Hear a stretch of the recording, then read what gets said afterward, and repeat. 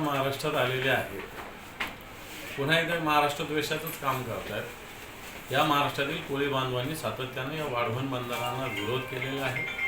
एवढा विरोध असूनही आज पुन्हा एकदा हे वाढवण बंदराच्या भूमिपूजनाला मोदीजी आलेले आहेत। और या कोळी बांधवांचं एक प्रकारे हितावर वरवंटा फिरवण्याचा प्रकार नरेंद्र मोदीजी करतात। असं होत असताना छत्रपती शिवरायांचा पुतळा यांच्याच सरकारच्या हाताने जो बांधलेला पुतळा हा पडलेला आहे।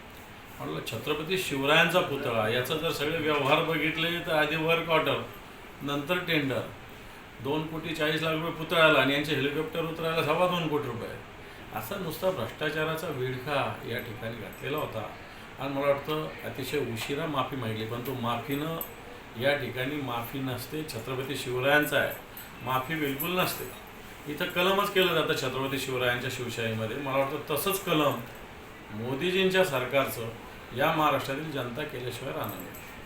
मराठवाड्यात मागच्या वर्षी राज्याच्या या मंत्रिमंडळाने जी बैठक घेतली त्याच्यामध्ये जवळपास 60,000 कोटी रुपयांचे कामांची घोषणा दिली। या 60,000 पैकी 60 कोटीच्या कामंसुद्धा अजून या मराठवाड्यात झालेली नाही।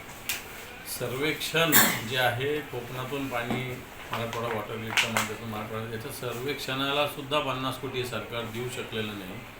मराठवाड्याच्या डोळ्यात धूळफेक करण्याचा प्रकार हे सरकार करते आणि पुन्हा बैठक घेऊन पुन्हा मागचाच पाढा हे वाचणार। मी या सरकारला आव्हान करेल की मागच्या वर्षी ज्या घोषणा केल्या होत्या त्याचा आधी हिशोब द्यावा, मगच मराठवाड्यात यावं।